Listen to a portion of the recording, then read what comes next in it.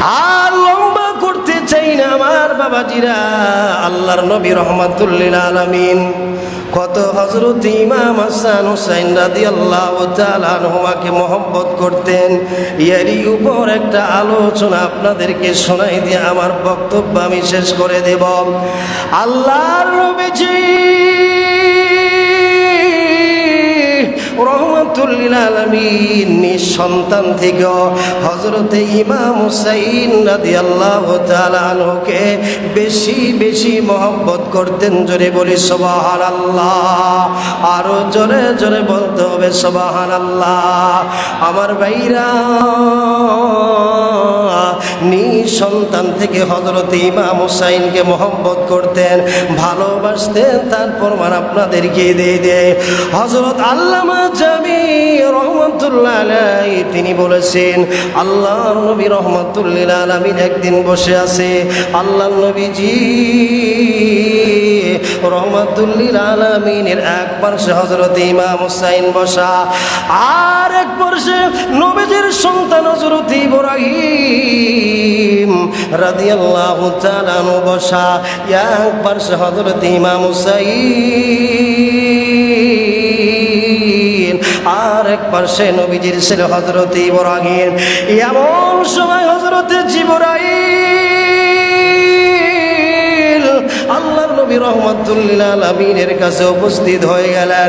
উপস্থিত হওয়ার পরে আল্লাহর নবীকে সালাম দিয়ে দিলেন, আসসালাতু ওয়াসসালামু আলাইকা, বলেন আসসালাতু ওয়াসসালামু আলাইকা ইয়া রাসূলুল্লাহ, আসসালাতু ওয়াসসালামু আলাইকা ইয়া হাবিবাল্লাহ। জিবরাইল আল্লাহ নবী রহমাতুল লিল আলামিনের কাছে আসার পরে সালাম দিলেন। সালাম দেওয়ার পরে হযরত জিবরাইল আলাইহিস সালাতু ওয়াস সালাম নবীজিকে ডাক দিয়ে বললেন, ইয়া রাসূলুল্লাহ, ইয়া হাবিবাল্লাহ, আপনার এক পাশে আপনার সন্তান হযরত ইব্রাহিম, আর এক পাশে আপনার কলিজার টুকরা হযরত ইমাম হুসাইন, দুইজনকে আপনি নিয়ে বসে আছেন। আমি আল্লাহ তাআলার পক্ষ থেকে আপনার কাছে একটা খবর নিয়ে এসেছি। জোরে জোরে বলি না সুবহানাল্লাহ।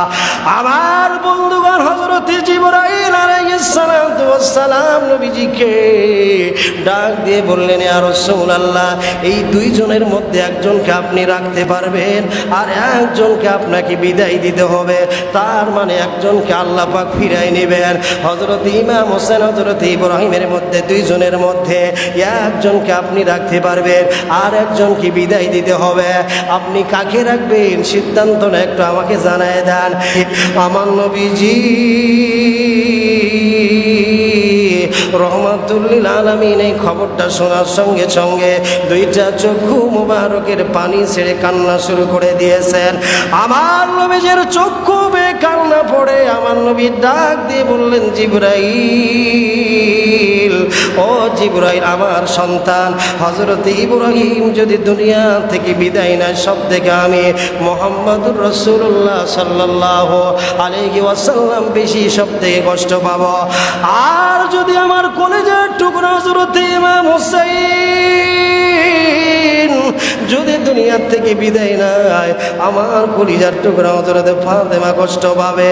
আমার আলী, আমার আলী, আমার আলী কষ্ট পাবে।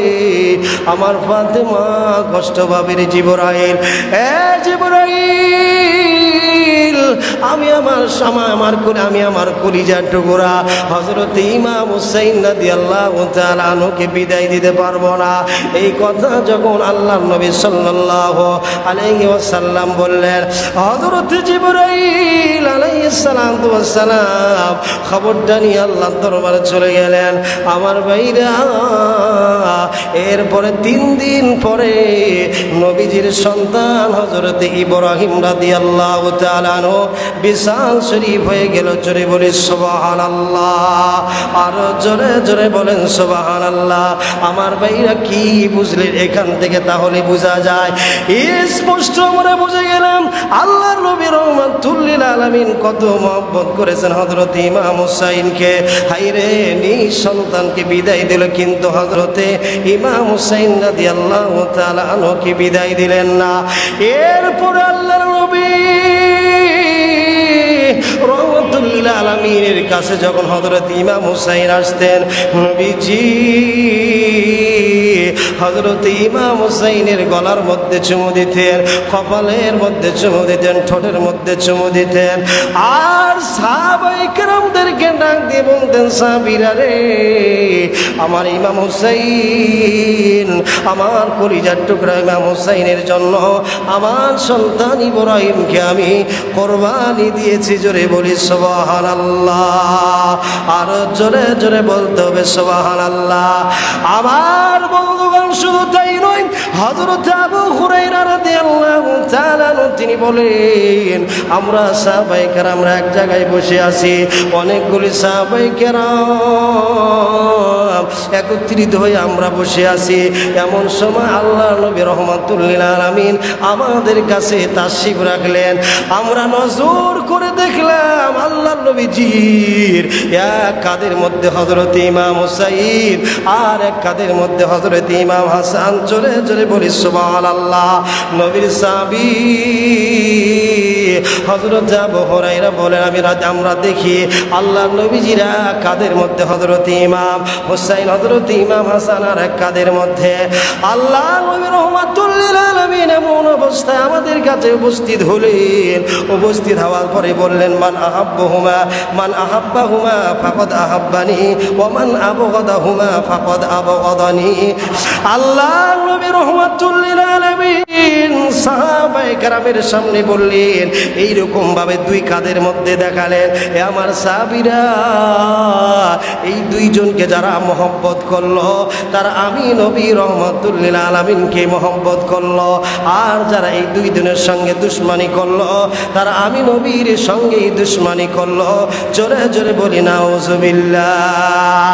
আমার বন্ধুগণ, এই জন্য আহলে বাইতের সঙ্গে আমাদের সম্পর্কটা ঠিক রাখা রাখবে। হাইরে, আজকে মুসলমান দাবি করে মানুষ, মুসলমান দাবি করে যে ব্যক্তিগুলি, যে সন্ত্রাস, যে বদমাইশগুলি, যে এজিদের দলেরা এজিদ বাহিনীর হযরত ইমাম হুসাইন আলে বাইতকে শহীদ করে দিল। আজকে মাথায় টুপি দিয়ে পাগড়ি লাগায়া আজকে সেই এজিদের পক্ষে কথা বলে, এজিদের পক্ষে কথা বলে, এজিদের প্রশংসা করে, এজিদ বাহিনীর প্রশংসা করে। জোরে জোরে বলেন একবার নাউজুবিল্লাহ। যে সমস্ত মানুষগুলো এজিদের পক্ষে কথা বলে, খোদার কসম করে বলে যায়, কিয়ামতের ময়দানে যে দিন কায়েম হয়ে যাবে হযরত ইমাম হুসাইন এই সমস্ত ব্যক্তিদেরকে সুপারিশ করবেন না, কারণ জান্নাতের যুবকদের হবে সরদার হযরত ইমাম হাসান এবং হুসাইন রাদিয়াল্লাহু তাআলা আনহুমা।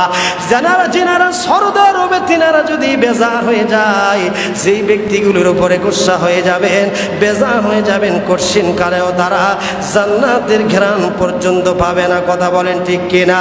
আজকে যারা ইমাম হুসাইন রাদিয়াল্লাহু তাআলা আনহুর সৈনিক হয়ে গেল, আহলে বাইতকে যারা মহব্বত করলো, হায়রে আজকের এই মাহফিল যারা সাজাইলো মহব্বত করে ভালোবেসে, এই দৃশ্য কিন্তু আল্লাহ রাসূল সাল্লাল্লাহু আলাইহি ওয়াসাল্লাম নিজ চক্ষু মোবারক দ্বারা দেখতেছেন। কথা বলেন ঠিক কিনা?